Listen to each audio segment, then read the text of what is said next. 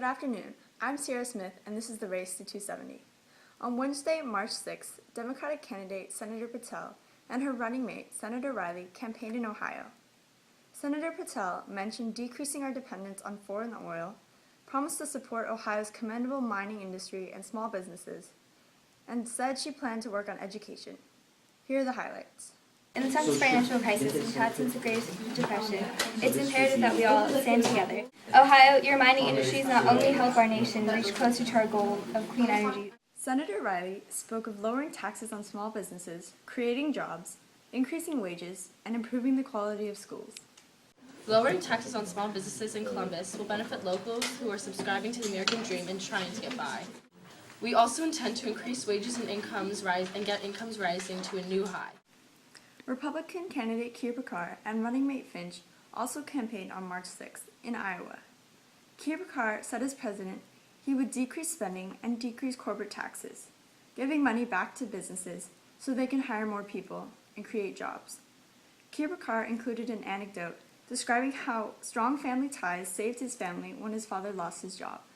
Finch gave a short speech encouraging the strengthening of family values, and she briefly touched on the economy and healthcare. We need to encourage the nuclear families to come together and solve this problem, especially the debt. Well, how come there are people out there who work very hard and yet they don't get a choice in what health insurance they have? I say that we give people a choice. The people that work hard should be the people that prosper. Last week, the first presidential debate took place at the University of Denver in Denver, Colorado. Senator Patel of Florida had an all-encompassing theme that we, as American citizens, must stand together in order to better our country. Her policies included spending in healthcare and education, cutting military spending, and placing stricter regulations on the sale of firearms. Think that we should ban assault weapons like rifles and ban high-capacity ammunition magazines and armor-piercing bullets. That we should limit the number of bullets in a cartridge for guns, and that gun training classes and increase in general awareness and should be implemented as well.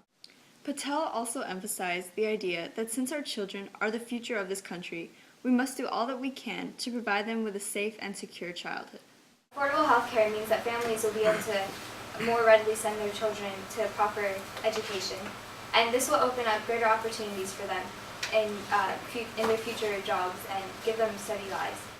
Having been brought up in a working-class family, Senator Patel believes that the country requires more equitable tax cuts, in which the rich pay the highest percentage. Lastly, she discussed her plans to balance the budget. She would cut military spending and invest in healthcare and education. Senator Keir Packard opposed Patel in most areas. His binding idea was to follow free market economics and tackle the debt crisis as soon as possible. Keir Packard also expressed support for gun owners, likening the situation to the alcohol prohibition. We prohibited alcohol and people were still able to get it, and it created the mafia. So doing the same thing with automatic weapons is going to solve it.